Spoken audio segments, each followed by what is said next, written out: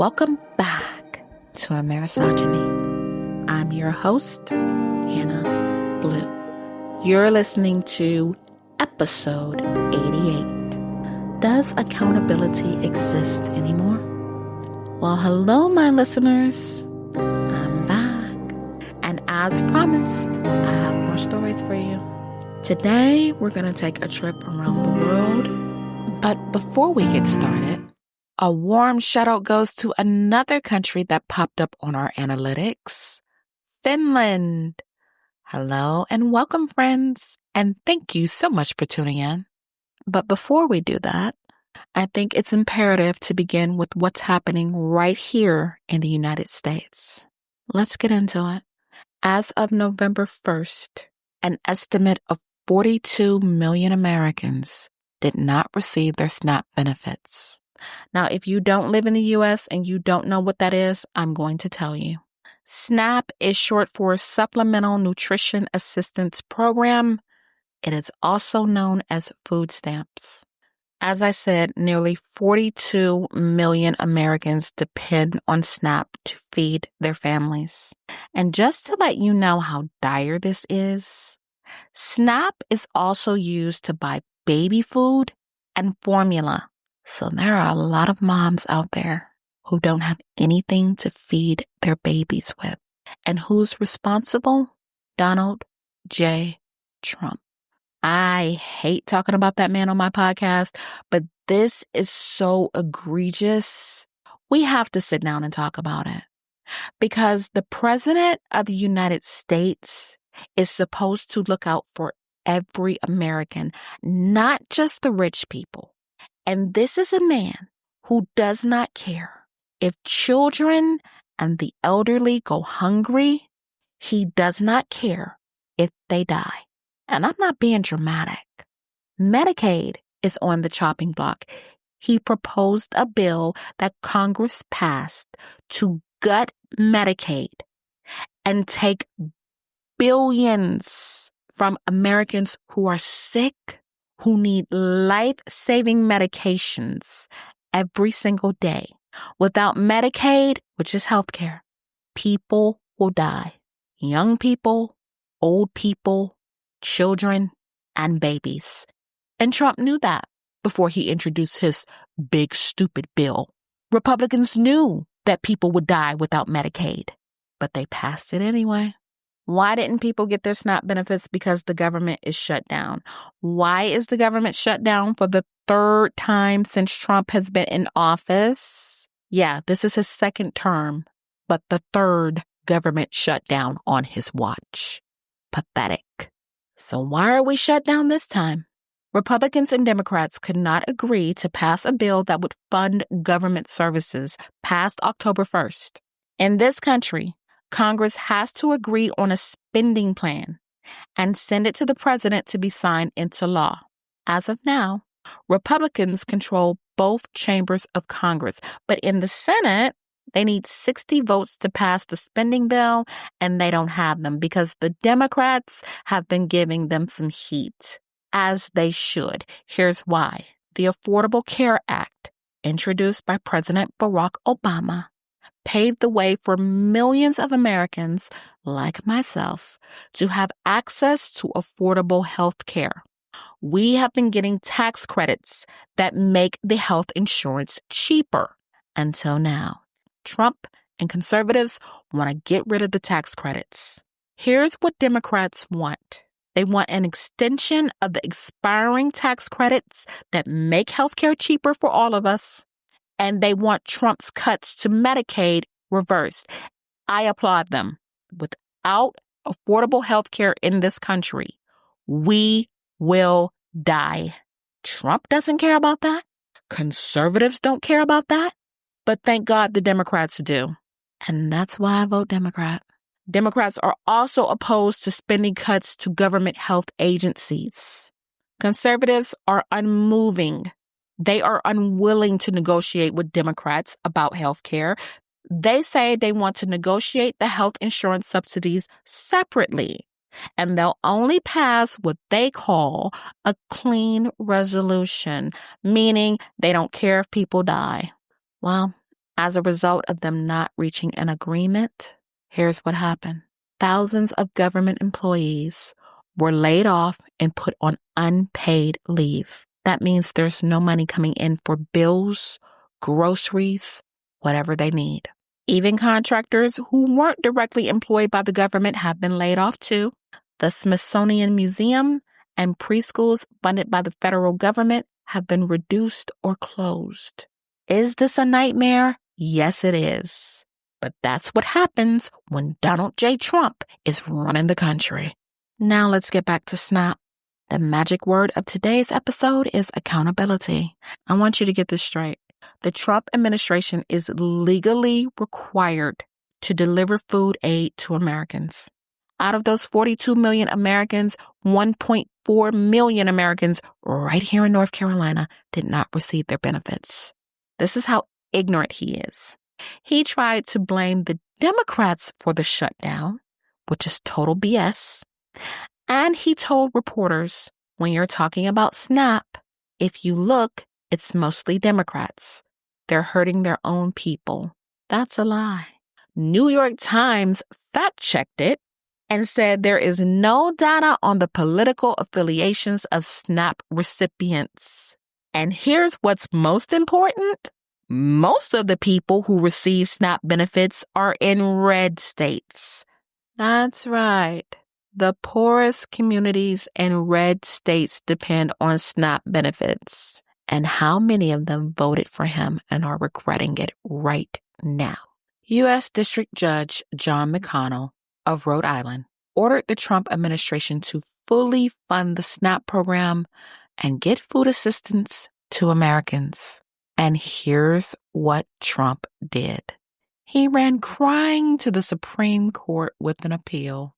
Now, at first, the judge ordered that the administration pay only partial benefits, and the Trump administration agreed.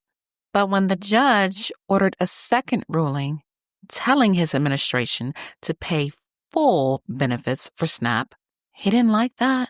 So what happened when he appealed? Justice Ketanji Brown Jackson, who, might I note, was appointed to the Supreme Court by President Biden, paused the judge's order that required the Trump administration to cover full food stamp benefits. That stopped the USDA, which is the U.S. Department of Agriculture, to transfer $4 billion to cover SNAP benefits. Jackson's administrative stay freezes any additional action by the administration to give an appeals court additional time to review the case. Jackson's responsibility is to handle emergency appeals from the First U.S. Circuit Court of Appeals. The Supreme Court has sided with Trump numerous times. One too many. Roe versus Wade, now the SNAP crisis, and now they're looking into a case that would appeal same-sex marriages. So I'll ask you, America, are we going forward as Kamala Harris wanted to, or are we going backwards? You tell me. Let's talk about North Carolina. In North Carolina, SNAP benefits represent about $230 million to $250 million each month. Governor Josh Stein said, I am urging the USDA to take immediate action to prevent more than 1.4 million North Carolinians, including hungry children, people with disabilities, veterans, and working families from going hungry. According to the Trump administration, they would have to spend more money than what is available in the contingency fund, and they want to move forward providing only partial payments. Justice Jackson's order pauses the requirement to give full SNAP payments until the appeals court rules on whether to issue a more lasting pause. Her order will remain in place until 48 hours after the appeals court rules. And this gives the administration time to return to the Supreme Court if the appeals court refuses to step in. The Democrats are not happy with this ruling. They had a lot to say about Jackson's ruling on X. Minority Leader Hakeem Jeffries posted, the Trump administration is begging the Supreme Court to block an order requiring them to immediately release SNAP benefits. Meanwhile, Millions of hungry Americans are at risk of starving. These extremists are sick people. I agree. Minority Whip Catherine Clark represents Massachusetts, and she posted on X, "Let's be very clear. Trump is making a choice not to feed hungry Americans. Democrats will be fighting back." And Senator Adam Schiff, who represents California, posted on X, "The Trump administration will go to any length, including appeal to the highest court in the land, if it means they can cut off food for hungry people. What's wrong with them?" And that is a question Democrats have been asking ever since he got in office. What is wrong with conservatives? They'd rather let Americans starve than do the right thing. Massachusetts Governor Maura Healey posted on X, "President Trump's cruelty knows no bounds." And Healey called on the president to stop playing politics with people's lives and pay full SNAP benefits for everyone. But New York's governor said it best. She posted on X, "He doesn't care if millions of Americans go hungry, and he doesn't.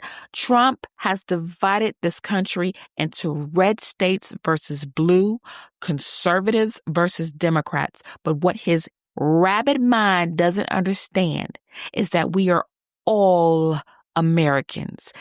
There's no such thing as a Republican America or a Democrat America. We are a democracy. And in this country, the poor should matter just as much as rich people." This is a mess, and people are in dire straits. You guys, I have not qualified for SNAP benefits in over a decade. I don't know, the last 15 years. But my heart goes out to people who do depend on the benefits to eat, to feed their children, their elderly parents. When you have a president who does not care if people live or die in the country, that is a president that needs to be removed. We have had nothing but chaos since his administration started. And with that, I'm going to move on. But I will bring you updates as soon as they're available. Now let's get ready for our next stop, South Korea. Now, I brought you this story a while back on the late great actor Lee Sun Kyun. A former police officer has been fired and now is facing 3 years in prison for leaking details for an investigation that Lee Sun Kyun was in. On November 3rd, the prosecution requested a 3-year prison term for former police officer. They're naming him Inspector A. He's in his 30s, and the hearing was held at the Incheon District Court. Inspector A was charged with leaking official secrets and other related offenses. Now, earlier in October 2023, Inspector A allegedly leaked investigation materials regarding Lee Sun Kyun's drug case to 2 journalists. Allegedly, he photographed and sent them reports on the progress of the investigation, and he was not allowed to do it. He probably got paid for it. Specific information that was leaked: names, criminal records, identities, and jobs. Now, after Lee Sun Kyun's tragic death in December 2023, the leak appeared publicly. Let's not forget directors, actors, friends, and family all came together to support the late actor, who committed suicide because he couldn't see his way out. In America, the bar for morality is set so low it's right at the door of hell. If someone gets investigated or arrested for drugs, we barely bat an eyelash. But in South Korea, it's a big deal. Lee Sun Kyun lost his sponsorships. He was pulled from acting projects. This incident literally ruined his life. And some people are saying, had he been permitted to come to the police station and answer questions in private, he might still be here. And I agree. This cop had no right to do what he did, and apparently he has no remorse because after he was fired, he filed a lawsuit against the Incheon police chief and lost. His hearing is scheduled for December 17th at Incheon District Court in the afternoon. Lee Sun Kyun was a beloved actor, and rightfully so. He was so talented. He didn't deserve to go out like that. Let me read some comments under the post. One said, they'll give him a slap on the wrist like they do all criminals there. Another said, the people that blackmailed him should get life. Another comment, not enough. And another, very good. I do hope Lee Sun Kyun's family gets justice. No one should have to lose a husband and a father that way.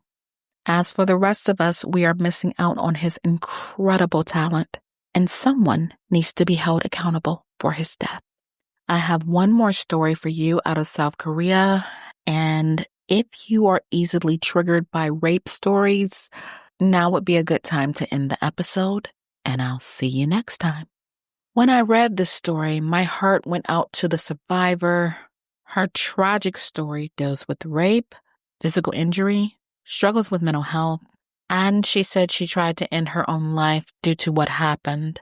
Her name is Gwak Hyeol Soo. Please forgive me if I am not pronouncing that correctly. Sue is a very young woman. She's only 22, and she's a YouTuber. 220,000 people subscribe to her channel. She usually focuses on diet, but she took a moment to share a very brave testimony and update her subscribers on what she's been dealing with. She says, it was past midnight. The last train had stopped running, and I had drunk heavily, so I lost consciousness in the back seat of the taxi. The taxi driver parked in my apartment's parking lot, came to the back seat, and sexually assaulted me. I've spent 330 out of 365 days crying. As a daily life YouTuber, my work is sharing my life, but hiding this for a year and a half while continuing to YouTube almost drove me insane. I'm a victim of sexual assault. I don't know why I have to hide this. I didn't commit a crime. I'm not the perpetrator. So why should I have to stay hidden? She says the assault caused her to experience severe health issues. She says, after the assault, my body deteriorated. My uterus and vagina were seriously damaged. So for almost a year, I visited clinics from small local hospitals to major medical centers. I've taken so many antibiotics and medications that now I have my period twice a month, totaling 14 days. Normally, even with strict dieting, my hair never fell out. But after taking these medications, my hair started falling uncontrollably. She says although she's tried to do things that would improve her mental health, it's not working. She said, recently I've completely changed my channel direction to focus on healthy dieting because of this. I try to sleep more than 8 hours, cook my meals, and exercise. Yet, my condition keeps worsening. Yesterday, I experienced a severe panic attack.